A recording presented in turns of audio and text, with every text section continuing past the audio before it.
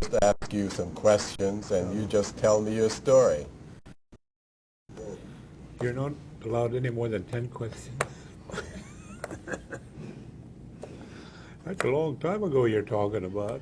Yes, yes, but an important time, wasn't it to you?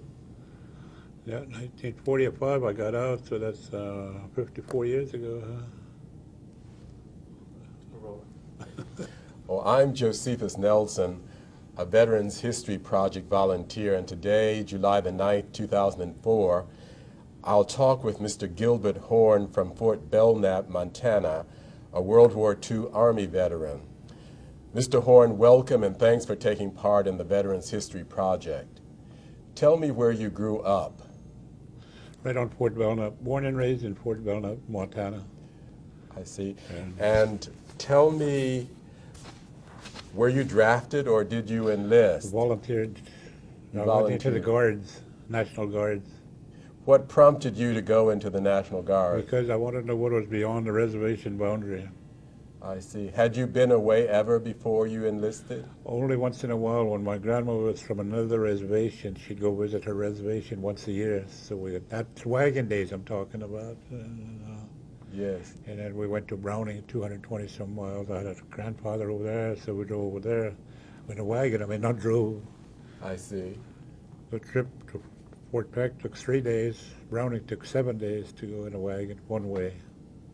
And where did you enlist? Right at Fort Belknap. No. They came there, some people, recruiters, I guess you would call them now. So then we had to go to a town 22 miles from where Harlem is. Harlem is 3 miles off the reservation. So then we went up there on September 8th, I guess the first time.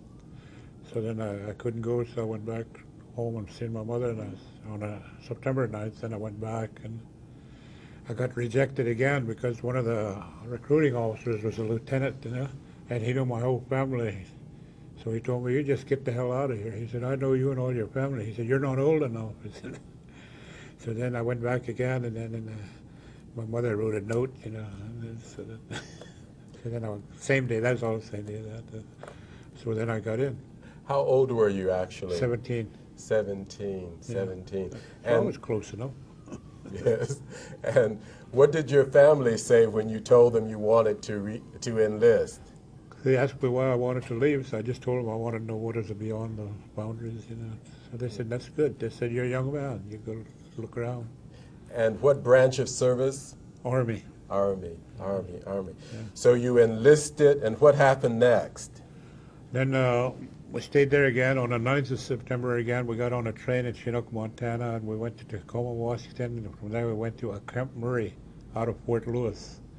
We were supposed to go to Fort Lewis, but that is a regular Army camp, I guess, so we couldn't go there. So we lived in tents, and Camp Murray, that's where it starts. And Camp Murray where is it located? Huh? Where is Camp Murray located? Right out of Fort Lewis, Washington. I see. State of Washington. I see. Yeah. And tell me about your time at Camp Murray. What impressions were made on you there? Sometimes I thought I made a mistake because we trained there for over a year, and I don't think we saw the sun more than twice all that time. It was drizzling, fog, or raining, and cold. I don't know if you've ever seen them old Army coats, them big heavy woolen coats, And we wear the raincoat on the outside because it's raining, and still you'd get cold, And then always walk and night maneuvers and everything like that. That's how they train, and then how to clean weapons, take them apart and put them back together, even blindfolded. And sometimes they do that at night, and you got to do that just so you won't, might happen. So then I thought they was wasting their time because it was peacetime, Yes. But it was a good thing we did that.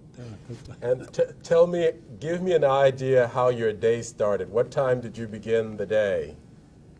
What time? In the morning? Yes. What time in the morning did you start? On the average, or sometimes extreme, sometimes we got up at 3 o'clock to get in the field. And ordinary times, reveille was at 6, I think, in the morning, then breakfast after that. Then by 8 o'clock we go back to the field and training sessions, or in the barracks or wherever we were. like I said, we didn't have no buildings, it's just big tents, then. So. And tell me something about the other men that you met during your training period. I think we didn't care. We just was excited. We wanted to know what's going because there was a lot of us together, young people in one place. You know how you guys do when you were young. Us, we were a little bit different, but then we were more, sober. But we had good times, drinking, boating, because American Lake was right there. And then, Did you find it very difficult to adjust to your time in training? I didn't have that problem. Did any of your friends have troubles? Some did, yeah, some did, because some couldn't take it.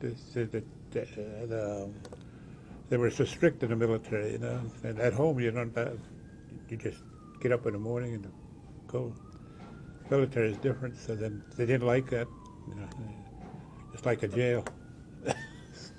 But I didn't mind because change. I wanted to change. I wanted to see what is around me, and so I just took it. I volunteered for it. I thought so. Yes. Take it. And so you were there, you said, for a whole year. Oh, better than a year. More than a year. September 9th, no, we were mobilized on September 16th of that first year, 1940. We enlisted and then mobilized on the 16th of September. Yes, yes. And so after that year of training, what was the next stage of your career, Army career? Wait, now let me finish the first part. Yes. Like I can't think fast enough. I'm losing my memory. I think I'm going crazy, but they said no. No, you're doing well. But anyway, we signed up for a year in the Guards. So September 16th would have been up, in 1941. But then the president, Roosevelt was president, then, they called it essential. It extended the term.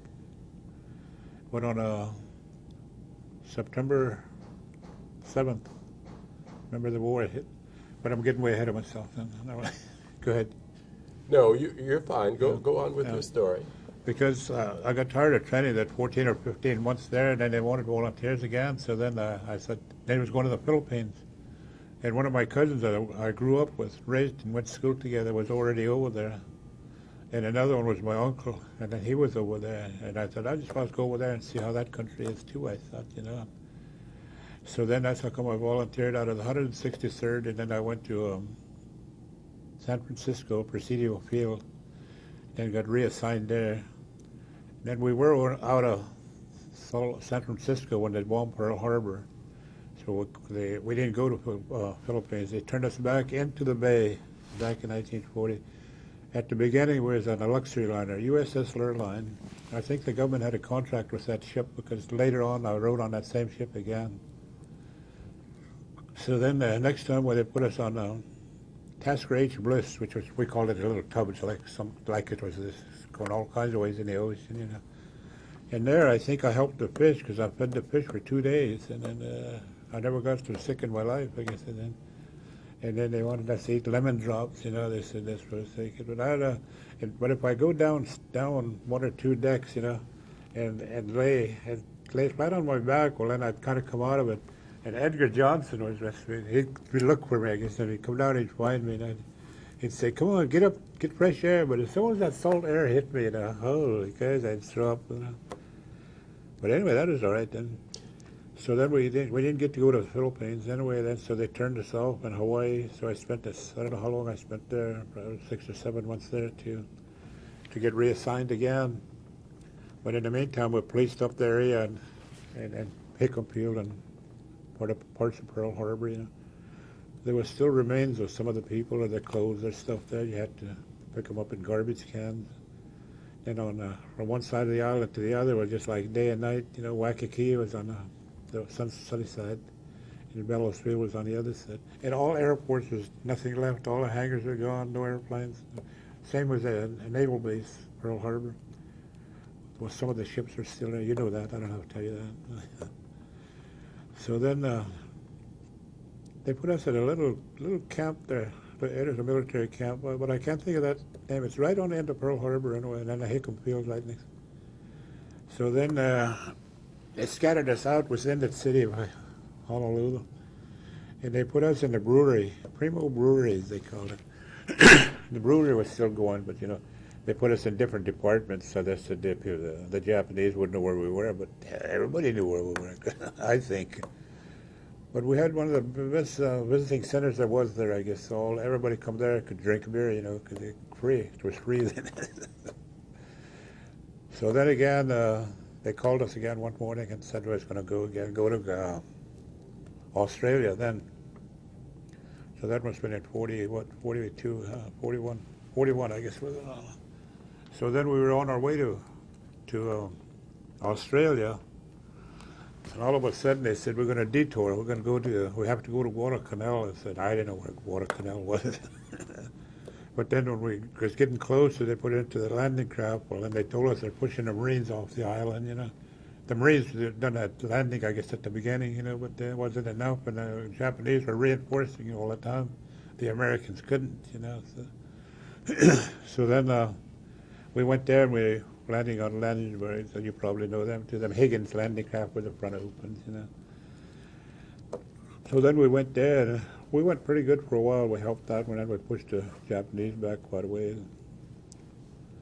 And then at that time, too, we didn't want to go because we was really moving, along the beach. And pretty soon they said, drop back. Somebody's looking for you. So I couldn't figure out who would be looking for me. But anyway, they kept saying, no, just drop back. Here, who should come but Billy Snell? You might know Billy Snell. I went to school with him, too. He was in the Marines, And he said they were just going through there. So he got on, he heard I was on the island there. So then they asked, and they said the the Army was on that side there. So we met for about 15 minutes, and then he had to go somewhere else. But that was one of the only ones I ever met from my home place. So then we took that island, Guadalcanal. We helped take that, and then I don't remember the dates. So it would show in a discharge paper, I imagine. And then we took that. Finally. How was the fighting at Guadalcanal? The beach part wasn't so bad, because there they shelled from there, and then the ships done the shelling, and a lot of even the palm trees look like these, cut off, because the shell bursts and stuff. But as you got beyond that, is a jungle, and everywhere. I was only on 2 islands, but both islands were both mountainous, so you had to go up and down. But it wasn't as bad as Burma, but and the jungle wasn't as thick, But there was no natives in the islands. Did you think that the training that you'd received at Camp Marie prepared you for? And the conditioning, I think, helped more than anything, because no matter where you go, anybody will tell you, even the people in the same company, they see a different view of the war because you're in little sections, because you don't both see the same area at all times. So the conditioning, I think, is what helped you the most, because they taught you to always be on alert, looking around, even a turning of a leaf or something like that. You notice that, but and then you're in physical good condition, real good condition, I think. But that helped. Other than that, I think the fighting was only in Guadalcanal and New Georgia we could see further. But when I got to Burma, you couldn't see that far. If you got 10 miles, 10 feet off the trail, the elephant trails all we had, then you could get lost and even natives. But I'll wait till later. I'll wait till I get there. I might not get there today. Well, you're doing well. Keep telling me.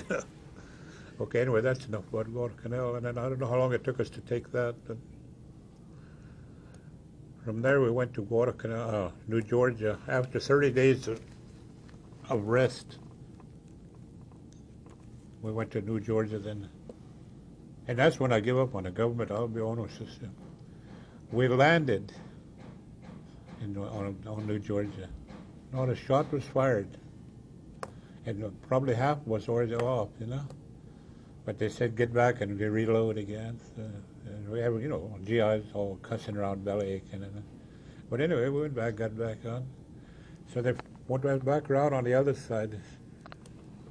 And just landing, I don't know how many people we lost, because that was the positions, they're set because they expected us from that side, I guess. But if they let us go on the other side, we go on the back side, but then I guess that's what the generals are for. They're smart. You said you gave up on the government. What do you mean? Because how come they didn't know which side of the island to get off on? I see. Yeah. Because we were already on land. A lot of us were already on the beach. Then they called us back, get out back on a bit, and we go all the way around and then hit the main force. I'll tell you something, and you could look it up. We lost a regiment, 169th Infantry Regiment, right there on New Georgia. You never hear of that regiment anymore because they all got killed, every one of them. And we think, nobody knows that, unless somebody knows, found out later, but nobody knows how it happened. But see, they were on our left where we were. See, as they landed, they put them go down. But we heard the fire. We didn't fire because we was already in our second, action. But you could just hear them really firing and all kinds of noise, shooting, And then us at night, they taught us to use just trench knives, and that's all that. But next morning, then some of us, I guess some went ahead of us, and then they looked and they'd come back and. You better go see. He said, they're all dead over there. They had nobody died over there. So then we took turns going over there, so I went there later too then. But I don't think the Japanese ever killed them. There wasn't one dead Jap in that whole perimeter where they were. But there was all Americans dead. So you're not supposed to fire at night because they might have the troops might have just came from the United States, and they didn't know that yet. So you think it was friendly fire? Yeah, they killed one another. Well, we firmly believe that, all of us that were there, because we couldn't figure out why there was no dead Japanese. And there was never an investigation as far as you know? Nothing. I mentioned every time somebody asked me to talk somewhere, I ask about that. What happened to the 169th? Because they were our supporting group on the left, But there was nothing but bodies there. Any friends of yours? No, I don't even know where they were from. Yeah. Because, we're from all over by that time. When we leave the first, like when we left Fort Belknap, well, then there was a bunch of Indians in one company, and the other company, like our company, M Company, and B Company were Indians. But after we got to Camp Murray, well, then they started separating us, So we're just groups here and there. But Edgar and I stayed together, and Irvin Wright and I stayed together. Irvin Wright and I him and I made it plumb through the war, through Burma and everything, came back together. But that was probably one of the very few times that happened, because, and then I had 3 other brothers in the service besides myself, but we started to go out together and went to 63rd, like I said, at M Company in 1940. But when I left, I was the first one to leave. When I left Camp Murray and went to San Francisco, went to Hawaii and all that. And then one of my other brothers, he went to the European theater. And my youngest brother, which is the only one alive now, he was in the paratroopers, so we never did see one another till in 1945 I saw him, and he was in some camp out of Houston, Camp Walters. So then we met at that town or visit. That was way after. But after that, and then I got wounded in New Georgia. New Georgia. What happened? I hate to tell you, because I think that was wrong. We weren't supposed to be there. I like pineapples. I ate pineapples this morning. And when I came back, I just come off patrol, and the troops were moving from our left to our right, And I already reported in, and when I got back to the area, my area, well, then the first sergeant, Davis, hey, Trader, come on, get over here, he said. I went to the rear echelon, he said. Got you some pineapples, he said. So his CP was something like this, a foxhole, We sat on this side, he sat, about 5 or 6 of us, just sat over there and hung our legs, Then you put that can in the middle. There's a gallon can. I remember that. We didn't get to eat that. The damn Japanese owed me for that yet, too. Because I didn't know what happened. All I know, there was a blue flash. And then I don't know whether we got knocked back or all fell, because he hollered first from over there. Anybody hurt? Of course, everybody said no. I did, too. because there was no pain.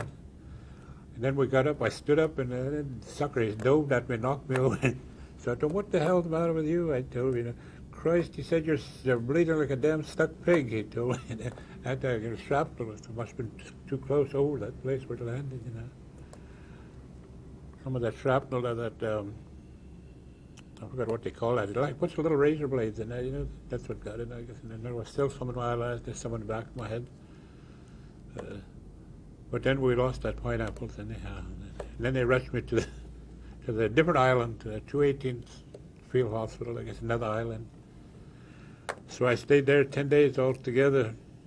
But about the third or fourth morning, yeah, I don't know, it must have been morning. But anyway, when I woke up, I couldn't hear and I couldn't see, you know, but then it must have been air raids, and they grabbed me on each side. They took me to the shelter, I guess, you know. But then, I kind of give up then, you know. I didn't want to live if I couldn't see and I couldn't hear, you know. But I'm going to get to that point again, so I think. But anyway, they kept giving me shots and stuff, and so I was out of it for 2 full days and 2 nights. The third day after that, when I woke up again, I could see and I could hear. But then they kept me there a few days. Anyway, I stayed there 10 days in the hospital. And then I went back to the unit. They sent me back to the unit because we couldn't get replacements. You know, we had to go recycle us, I guess. Anyway, by the time we got there, they finished the airstrip where I got wounded on that ridge. Yeah, they had an airstrip there. That's where Davy Hawley. I didn't know he was there then, but he was in the Seabees, and they built that, I guess, when I was gone. You know. Then that's when the Coral Sea battle was. That was harder to fight than the Japanese on the ground because the shrapnel, you couldn't dodge them coming down, you know. But then they built that big airstrip. During this Coral Sea battle, and planes was taken off the ground about 10 or 15 seconds apart, they said, because don't even look like it. One's off the ground yet. Of course, there were shorter flights, you know, decks, you know. So. Then the other one would be already going again.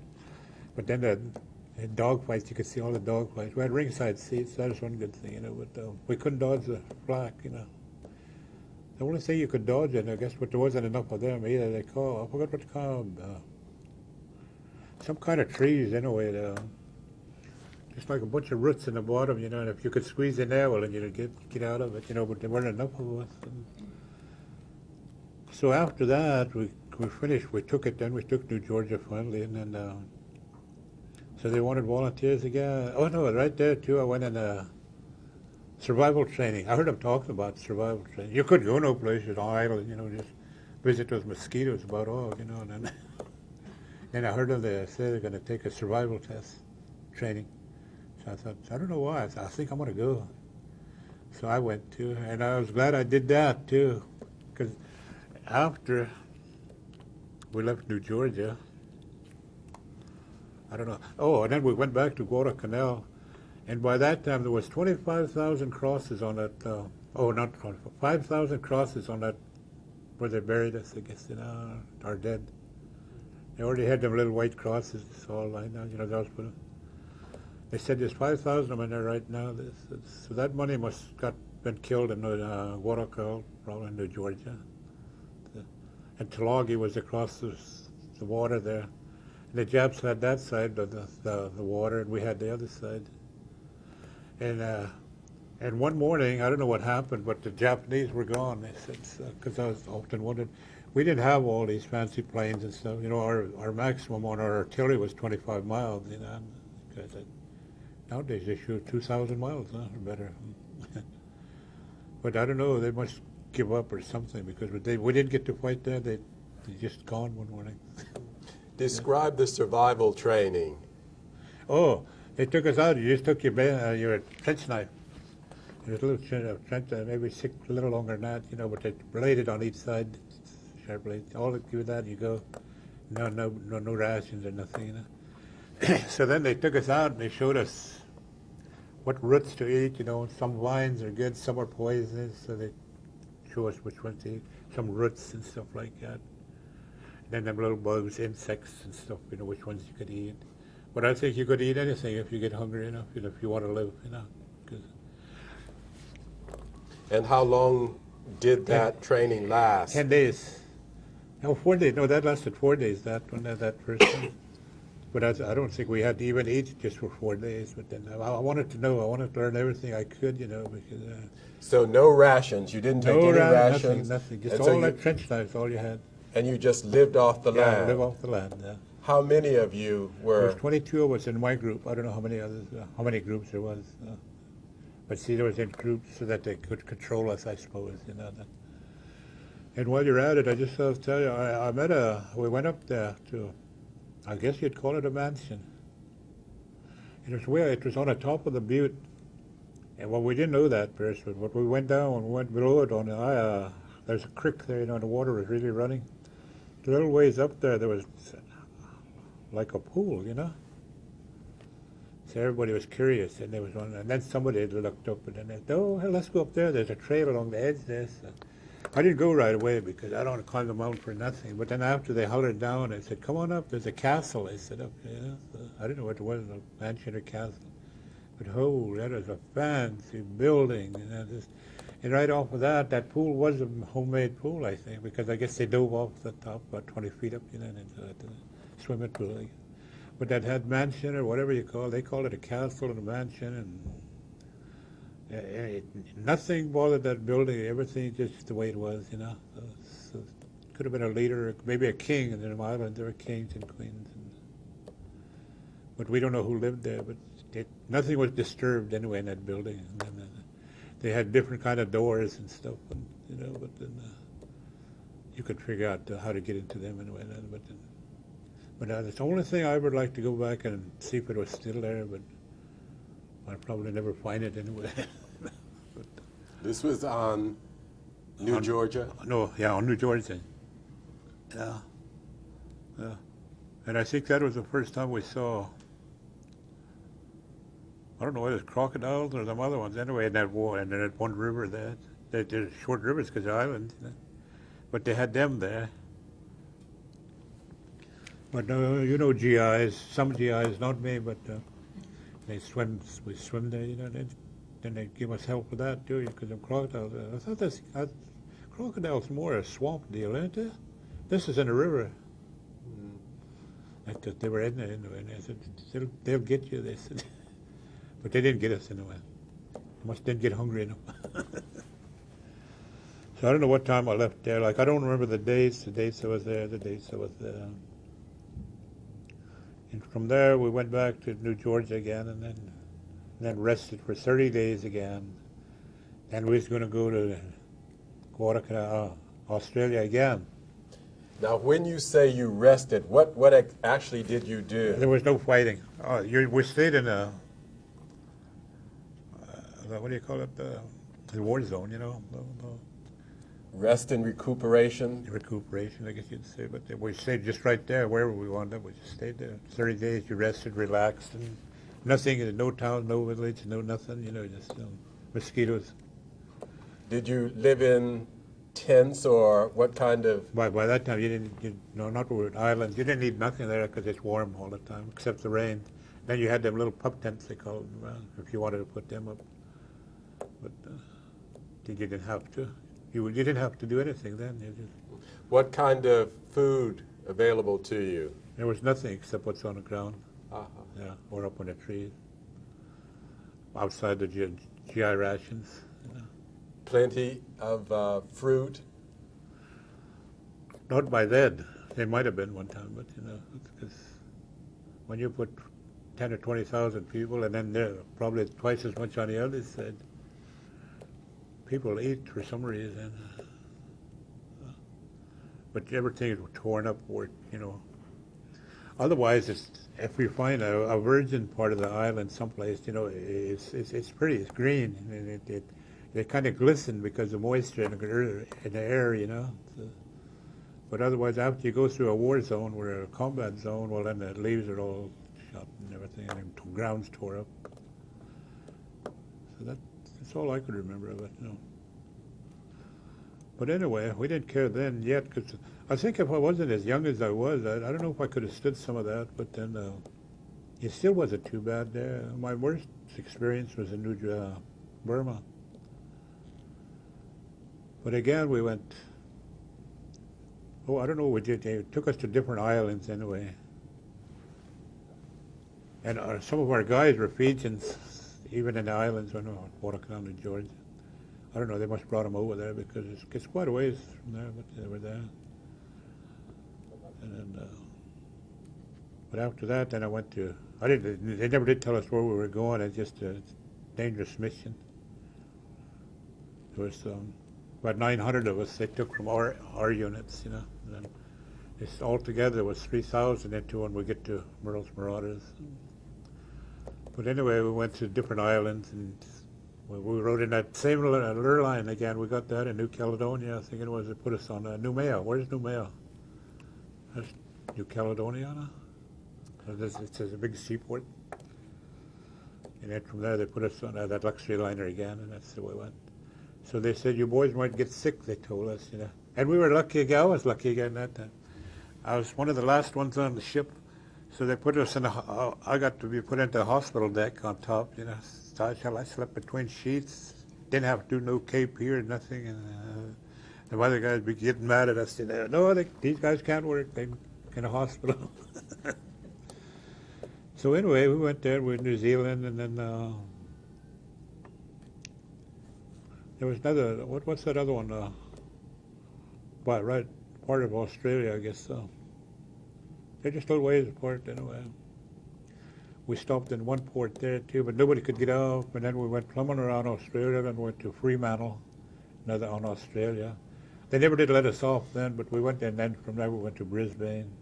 We just circled around it, you know. And when we got onto the last place, and the next morning was out to sea. So then they said over the public speaker, they said that, you know, you might get sick, going to hit rough seas, the Indian Ocean, they said, you know. So then I was really worried about, oh, Christ, we're feeding them fish, I thought. But, you know, we hit that ocean. Oh, next morning, I don't know which morning it was, but one morning again, there was no guards, no support groups, just this luxury liners. But they said it was doing around 29 knots. That's quite fast for a ship at that time. Anyway, when we got to the Indian Ocean, they said that, you know, it came over the loudspeaker again, that we were entering the Indian Ocean now to be prepared for deep seas. They said, you know. But they fooled us. That lake, the ocean was just like right there, that water, just there wasn't a ripple in the ocean because just flat, you know. And then I had 2 birthdays in the same day, going across the international date line, you know. So next morning again, they said, well, you got another birthday. So, another birthday? They said, yeah, we'll cross the international date line. Went back, I guess. So I made up for that year I lost. Yeah. And had you recovered from your injury Yeah. by now? Yeah, oh yeah. I guess there wasn't too much choice as long as you could walk then, them days, you know. And no side effects as far as you were aware? Not then, no, but now that's what's causing I'm totally deaf on this, yeah, 100%. See, that's the side that it hit, I guess. And then the eyes, I think as a smaller man, I blame my glasses. Because I went to different doctors again for eye, and not optometrists, the other ones, you know. And then they said I don't have trachoma or nothing like that. And one of them doctors said I'm having a cataract coming on this side, but there was nothing wrong with this side. But somebody's lying, or somebody don't know how to read, because I could still see it, like I could see them signs and everything with them. But my vision, according to them tests, I think it was 20/60 on this side, and 20-something more on this side. And this side's the one that blurs, you know, kind of blurs. But then I could still see. How come I could read? And my problem is I got to have bifocals. I can't, you know. But so I don't know what's going to happen. Or when I get back, they're supposed to send me someplace, just take this cataract out, so I just peel it off, I guess. So I said, could I watch you guys? And they said, I don't know if you got it. We'll have you all covered up. So that only side effects I know of. But I had heart failures too, you know, and that was the same way. For my first one was in '80, and I was dead for about 7 minutes. The second highest, Bud Gill was the most. It was over 7 minutes and something he was dead. So they said you'll have side effects, they said, when it comes through. I guess I thought I was dead anyway, because that clock was at the foot of my bed, you know. And I know when I come to and I opened my eyes, it looked like it was 3 o'clock or something, 4 o'clock it looked like, you know. Oh, I must have slept a couple hours. I told everybody just turned, you know. He's talking, and his eyes are open. He said, you know. But then I thought I was, I guess I was just dead at 7 minutes, but I was out for 25 hours altogether, you know. So they said you'll have side effects. So I didn't have any for a while. But I don't know what I wanted to do. I was going to write a letter. I was going to write something. You know, I couldn't spell. I couldn't spell nothing. And then before that, in '66, I had Bell's palsy, so then I'm paralyzed on this side, you know, so my tongue don't move around like it should, but then it's better than it was. But so I had them, and then I had 2 of them heart surgeries. But anyway, let's go back to the war. That's more fun over there. When you talk about me, it's today, so it's bad. Anyway, we finally made it. I don't know how long we were on the ocean when that ship then. But they still never told us what we were doing. You know. Then we got to Bombay, and then we picked up 500 paratroopers in Australia. There was 8,000 on that ship, military personnel by then. So then we landed at Bombay. Then, after they said Bombay, I knew where we were then. But before they didn't tell us nothing, you know. But they didn't tell us where we were going or what we were going to do. They didn't tell. We lost time there again because we were going to have pack animals, I guess, and one that was carrying the pack animals got sunk, so they had to wait for some more, you know, from the United States. Missouri mules, they said they used. I don't know if it was all from Missouri or not, but they were bigger, you know. That's what we used in the Himalayas. But then we had to wait then, but they took us way out in the sticks. I don't know where that was, but when we found the cities, we found the towns after. But we were delayed at least 60 days there too. And then the other members of Marauders there was one unit from the United States, fresh troops, and then the other one was from like Guaraca, not Guaraca, anyway, the middle part of the Americas. What's that island? I mean, what's that canal? Panama. A lot of them were from there. 900 were from there. I guess altogether there was over 3,000 of us to form the unit. So then we didn't do nothing. Us, we went to town. We didn't care. We could go on any train. They had little bitty trains, you know, about big as some cars maybe. But no seats, no nothing, just boards on each side, you know. But you could go any place. I don't know what we were supposed to pay. We never paid anyway, but we go to different places, you know. But it wasn't good sightseeing, especially in the bigger ones like Bombay and Calcutta. How were you received by the people of? They were glad to see you because they never saw the Americans, and then they were losing there, you know. Well, it took to almost all of Burma, the Japanese, and then they were starting into India then. So then they was glad to see American troops because they never knew American troops, you know. So what could 3,000 do? I could say that now, but we've done a lot anyway. And what was the special task of the Marauders? It was a harassing unit behind the lines. We were always behind the lines for about 4 months in continuous battle. Because you struck, you moved, struck, moved, no.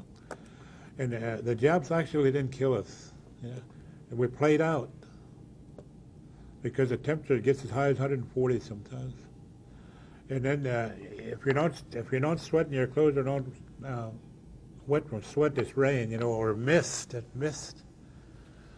And then the only thing I could compare Burma, where we were, was in part of the Himalayas and the Mogollon Mountains and different mountains. It's like a hand saw, you know, where they've got them jagged teeth. And to take a shortcut, we had to cross all the mountains, sometimes 10,000. The first time we crossed 14,000.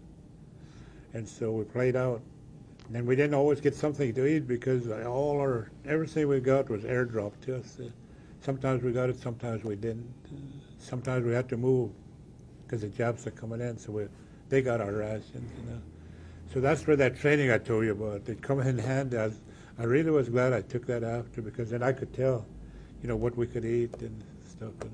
And then they had great big lizards, you know, looked like dinosaurs. We ate them too. And they said, how could you eat them? It's just if you want to live, you're going to eat. I don't care what it is. We ate roots, bark. But then the part I was getting to on these jagged teeth, you could walk all day and maybe go a mile straight across, you know. And then you're fighting. Even if you get in the lower, below where the trees are, well, then you could come down ways, and then they got a name for them, but we called them elephant grass. Them were 8 to 10 feet tall, you know, and if we're going to cut across, they always want to cut across, you know. It takes 2 guys in the lead all the time with some big machetes. You saw the machetes. Sometimes you got to cut them twice to make a tunnel. That's what played us out. You know, we didn't get to eat, but all we had was rations. And rations aren't good enough to, you know, make us provide. It just kind of help you get by. And then there was nothing to eat. Maybe there was berries and stuff, but we didn't know. But I did see something there that I never saw before. I saw the pink grapefruit there. Yeah, because they come, the natives, they had natives there.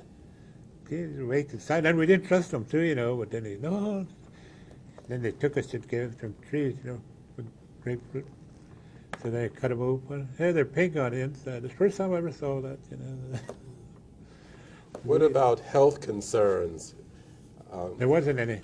We had some of the best doctors in the world, like ours. By that time in Burma, we were columns. We weren't companies, battalions. It was khaki column, orange column, red column, green column, blue column, stuff like that. Each one would consist of probably 1,000, you know. But then they took some off the top again out of each one to form a headquarters battalion.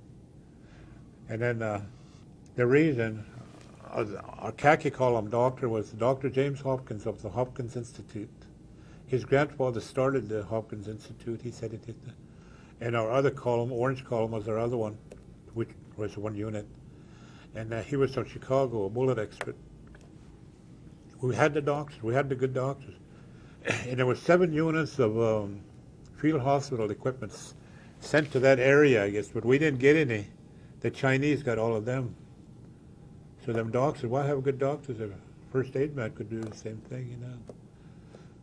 But we were lucky that brush pilots, they called them, little pilots. We had them little planes anyway, little bitty ones. Them days, I don't think they even make them anymore.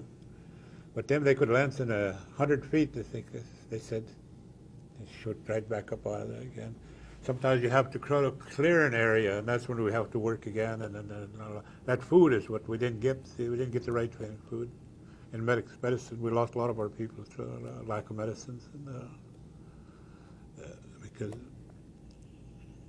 well, I cut one man's leg off, I cut one of his arm off, and because they were going to die. They said, I don't know if they died, but you know, it was just shattered, so just hanging on, and his legs, so I cut them off. You did? Yeah.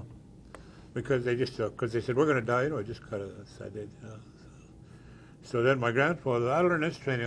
My grandfather was more educated than you guys, I think, them days. Because they said in the olden days, when they used to go to war battles and wound one another and kill one another, they said they put dirt in there, just grab that dirt and rub it in there wherever that blood is squirting out, you know. And they said, you just keep putting it there, patting it, and it'll shut it off. They said, so that's, I told them, you guys said you're going to die anyhow. I said, well, this is what my old people told me to do, you know, that in their time.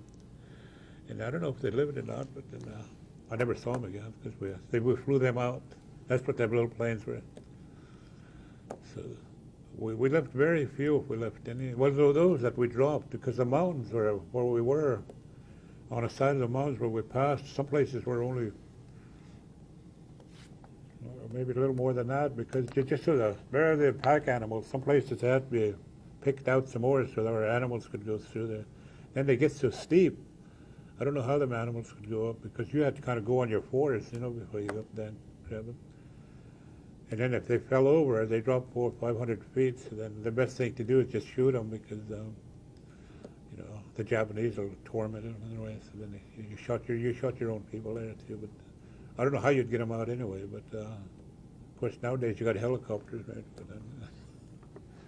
But that was kind of something hard to take too. But you had to do it, you know, because I think they ate us. I think the Japanese ate us, you know, because sometimes you see bodies, you know, before we get back to them. Like we'll take an area first, and then go back and pick up our wounded and dead. And sometimes they cut it just like they cut right here, and they just cut. They must use their bayonets, I imagine. I don't know what they use. And it looked like they cut a big piece out of here, you know. So I think they ate us, you know. So then I wasn't worried. I seen a lot of them. I thought, oh, I could eat these white fellas too.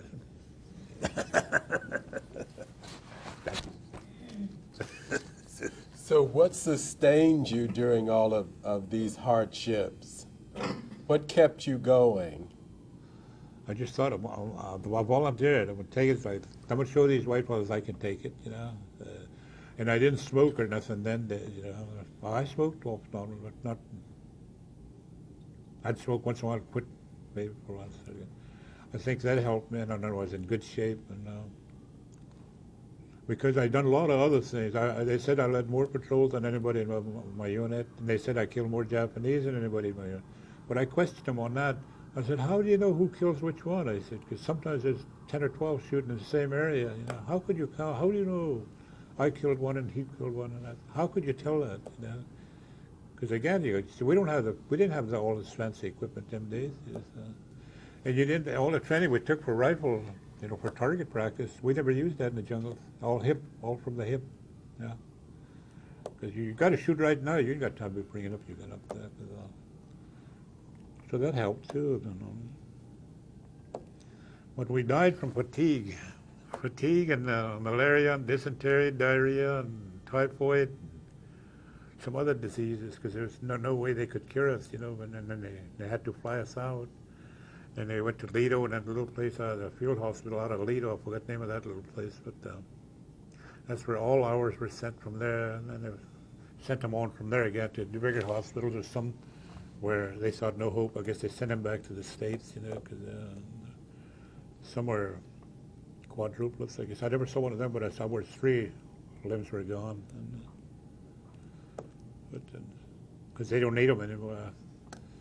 As long as you could walk, you had to stay because they couldn't get replacement. We did get 2 replacements one time, and General Merle told him, I don't need them guys. Every one of my men here are officer material. He said, take them back. But I was at headquarters too. I help run radios and stuff like that, and I'd go back. Wherever they want somebody, I was right there. Because I want to know what is going on. That's the main thing. But I really enjoyed it as far as I'm concerned, but it run me down, you know, everybody, not just me, everybody, because the food, we lacked the food. And then we didn't have the facilities. You had to try to get everybody out. So that's about it. And then I finally got up and, no, I better get to Michigan too. We took Michigan. Michigan wasn't, no, it was on the original schedule of events. When we took the Michigan airfield, we were supposed to fly out of there and, you know, get out. We took the Michigan then, after we took Shadows up, I guess, and then, another place, and then that's when we crossed back over the mountains for the last time. That's where the 14,000 feet, that's part of the Himalayas. And then and the SAG is where we went. We didn't go over Mount Everest. I suppose I could have tried that too, but when we got to the top of the SAG, it's up there in Makuli. You know, I don't know whether it's natural or what, but oh, you ready? Is it all? Continue.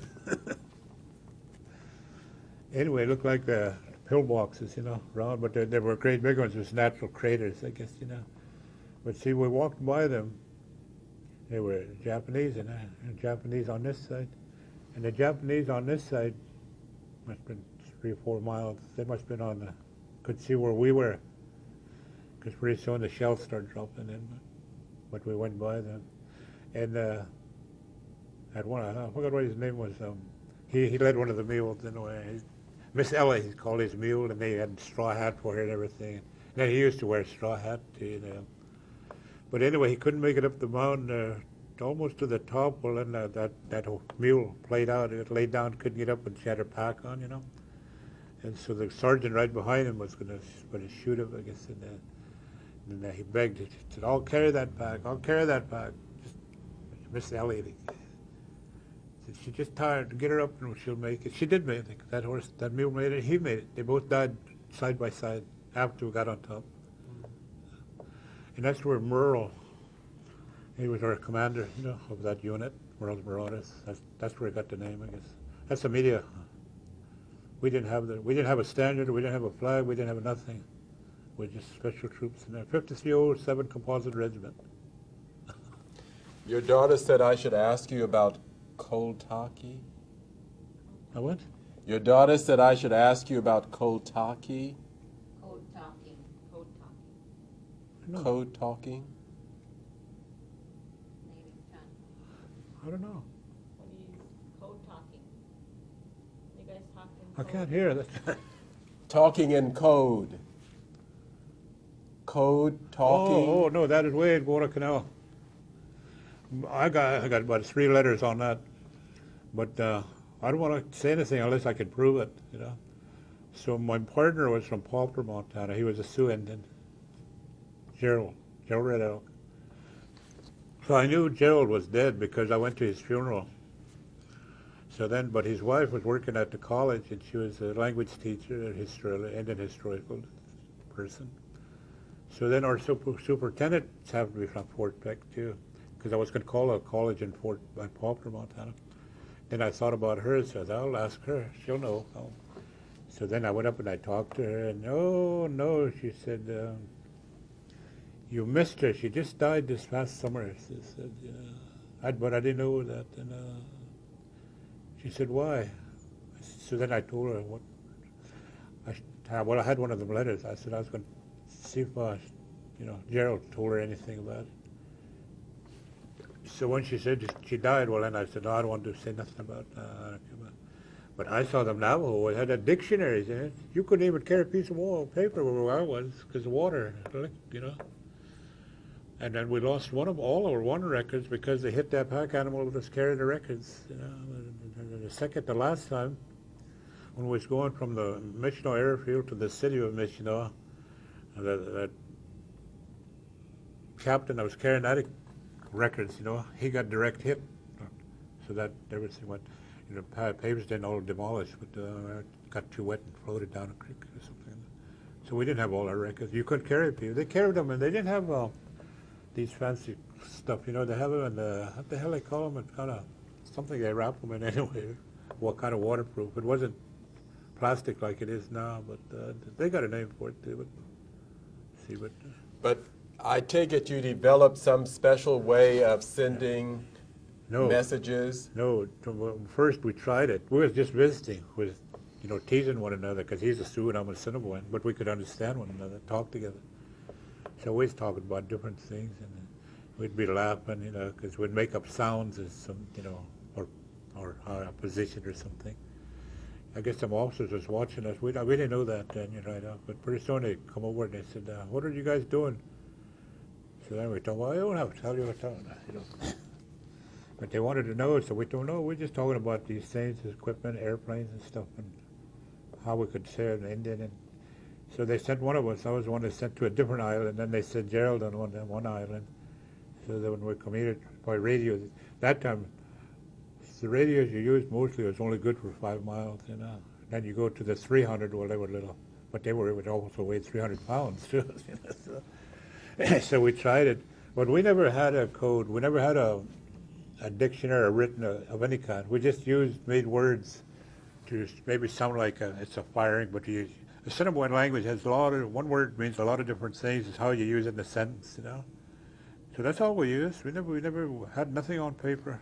But the military took advantage of that, of your command, of your language to send messages. Yeah. In our times, when I think it actually originated, at that time the Japanese broke their code. They changed their code. seeing that we couldn't understand them, or code people, or military people. They couldn't decipher their codes that they were started using. But then Indians, we just are between ourselves, because we could change it from one sentence to the next, and still be talking about the same thing, you know. But that's when I think that kind of started. They started listening to Indians, because how they could get their messages across. But you probably find that in the history someplace, because it was over there then as well, Canal, when they, you remember they lost all the Japanese fleets. They didn't know what happened to them, because all of a sudden it's silent. So that's all I know. But, no, that's the reason I didn't want to talk about it unless I had somebody there that I could go back to, you know, because I don't think I could even say some of the words that we talked about then, because I haven't really talked Indian for 25 years, maybe. Even though I could understand everything they say, and they come to me, even from Washington, they call me sometimes on an Indian word, but what I mean is I can't talk a sentence probably anymore, I think, you know. So, but before I taught it, and then I was interpreter in my time, my younger time, for my older people, because they didn't talk English. But then I lost it all because I just didn't go. We didn't want to. I was the one. That's my fault. We both talked Indian, me and my wife, Assiniboine. But I didn't want to teach my kids because I was trying to teach them English. I said they might get them mixed up. So then, yeah, so we didn't. Then later, then we thought we should have, but then they don't have to know anyway. You said that as an Indian, you wanted to prove yourself to your fellow soldiers. Yeah. By that, when I talked about that, you know, I said my physical abilities I can do just as good as anybody else or better. I thought I considered myself because I was in good shape, you know. Yeah. But I don't know about being smart. By being smart, I think my grandfolks taught me about everything that I learned the few years that I went to school. You know, because you always notice probably the records you got, and Indians are always mostly sharpshooters. And then most of them were scouts at one time. Of course, now they're getting all different bloods in them now. But in Indian's life was by what he saw. If a leaf was turned or a limb was broke, he knew somebody was in that area, so you were prepared for it. And then at the time when I started shooting things like studs, cottontail, maybe gophers, see, they ration you because we didn't have no money. You're just like anybody else. Depression, all that. Indians never did have much money because they promised us money, but we never get it. Either that, they made them round dollars because they roll away, you know. That's what. And then that's the reason I think all Indians were good shots, because you couldn't waste your shells, you know. You had to make it count. And then the scouts, like I said, you know, they tell you that's how they track animals a long time ago. Even looked like a bare ground, you could go see this print somewhere, you know, you could see it. That's the reason you became a scout, because sometimes that saved your life or your people. Because even a leaf might be turned, you know, or a little twig might be broke where it shouldn't be, you know. You notice that. So that's the reason we're scouts. I was a scout too, off and on. But that's the only thing I knew. But that helped us, I think. Because one of the officers, he was a stateside, 90-day, what do we call them? 90-day wanderers, we call them. Anyway, I led all my patrols myself, the ones I went on, and then I only used two, one on each side, make a triangle, you know, where possible. Anyway, he wanted to come with us. He wanted to know what was doing. So I told him, "Oh, you could come. I know Jeff's, you know, but you're going to do what I tell you to do." "Oh, I'm an officer." I said, "I don't care what you are." I said, But anyway, we were going, and he was scared. See, he come from the States. He never heard all the firing or stuff like that. I guess I don't know. But he wanted to turn back, and I said no. I said, "Them people back there depend on us, on what we find and what we see, you know." So then he said, "I'm going to have you court-martialed. I'm going to have you shot." I said, I don't care what you do. I said, "I'm going to finish my mission." I said, "I never failed on a mission yet." So he told them, "Guys, I'm going to have him shot." So I never said nothing. So I just told him, "Guys, well, let's keep going." So we just kept going. But on the way, he did. He couldn't leave that. He was scared to leave again. So he followed us. But I told him, "Shut up. Don't tell him." Because you got to have silence too, you know, because twig might break someplace. You got to hear that too, you know. So anyway, we went towards where we were supposed to go, and then we turned to come back. So on the way back, I told him, that's the first time I ever asked my patrol to do that. "We'll each write up a report," I said. see, but otherwise, just the leader writes the report. And then, because he's going to have me shot, so you'll have your records. I said, yeah. But then they couldn't do that. They said the skipper don't know. I said, you had no business on that patrol to begin with. I said, so he couldn't do that. But he was scared. He shot himself in the foot to get out of the, you know. He was scared. That's what's wrong, you know. But, of course, I don't blame him. But me, I knew they wasn't shooting at me because my angels were guarding me. I have one last question. I forgot to ask you, what was your job specialty? I was supposed to be a machine gunner, is what I was supposed to be. And then from there I was a map reader. You name anything in the Army at that time. See, there's a lot of different things now. I done it at one time or another. But memory was what helped me the most. I had good memory. I could see something and remember it just like a picture, you know. That all helped me. And then at one time I got wounded was going to Waltham. I was on my first one. For first one we went on anyway.